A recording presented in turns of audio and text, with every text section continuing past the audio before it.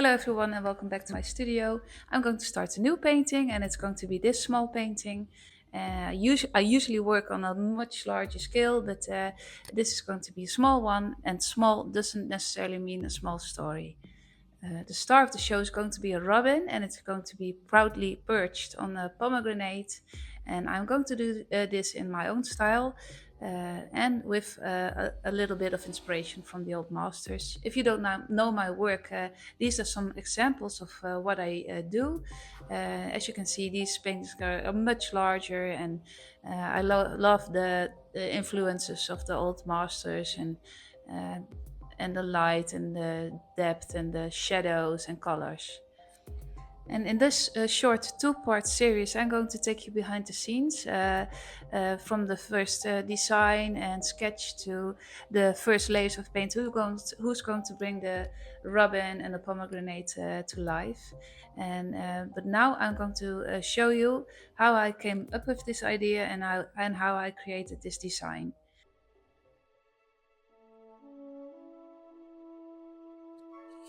Okay, let's get started. Of course, I always begin with sketches. It makes sure everything is in the right place with my pencil.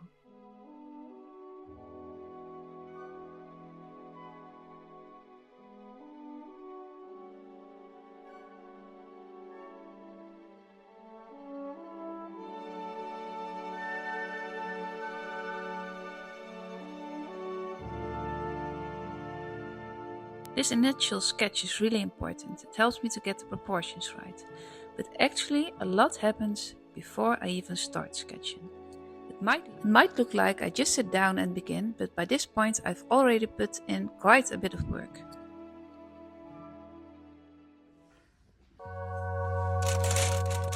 One of my most asked questions is, how do you come up with your ideas? And that really made me think. I get inspired by the most everyday things around me.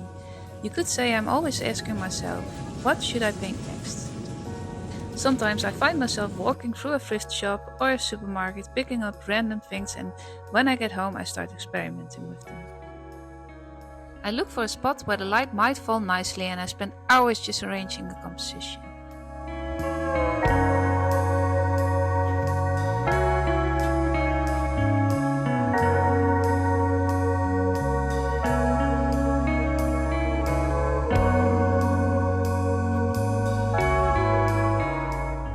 Here the light wasn't right, so I moved to another place in my house. In the hallway the light is perfect, you'll see that soon. It really reminds me of how the old master painted. I genuinely enjoy this part of the process.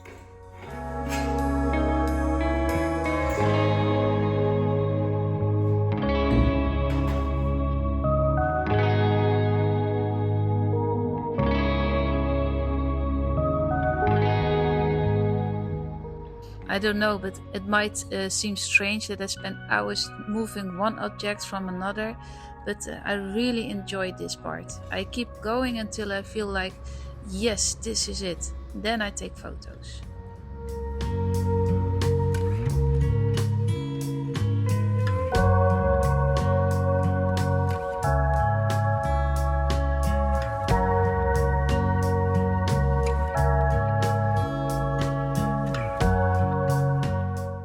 I try all sorts of things with objects I found to storage, but often the simplest idea is the best.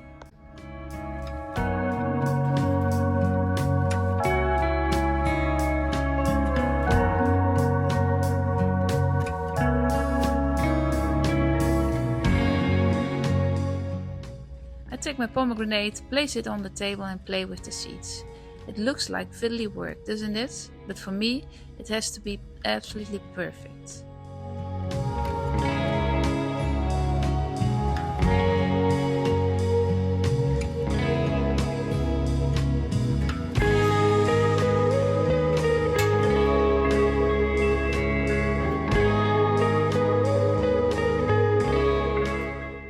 I really love how the light falls on it here. Honestly, it already looks like a painting. Of course, I'll add more life and details later while painting, but this is the foundation I've laid, the starting point to work from.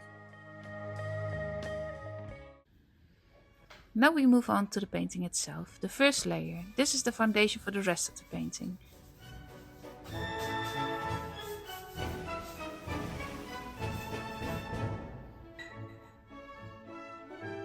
Yes, sometimes I make a mistake.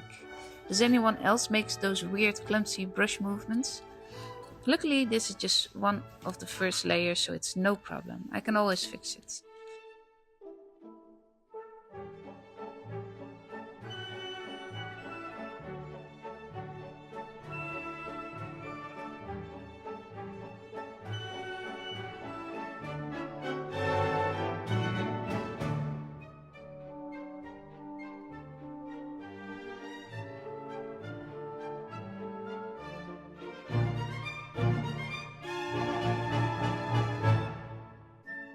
You can see that I'm working very roughly right now, but you'll see how I gradually will refine this, going from rough to more detailed.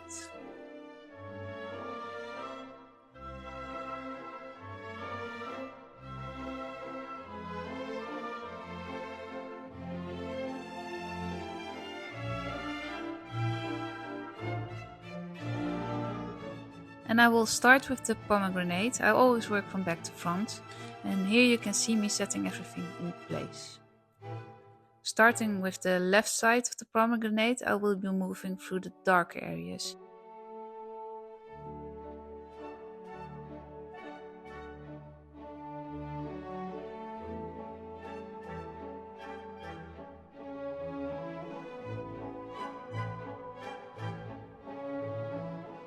And the right side, where the light hits so beautifully, will of course be much lighter and more detailed. Did you know that red is one of the most difficult colors to paint?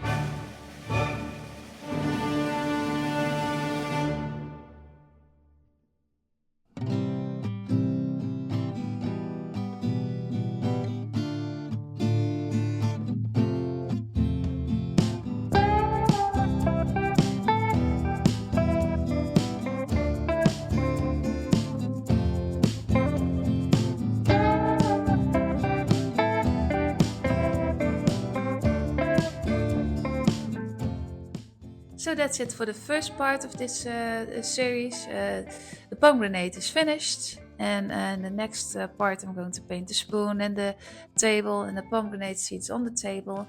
And I'm going to show you how I'm going to paint the robin step by step. How I'm going to paint his little feathers.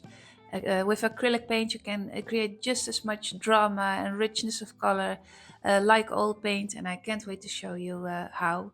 Thank you for watching, and I see you in the next vlog.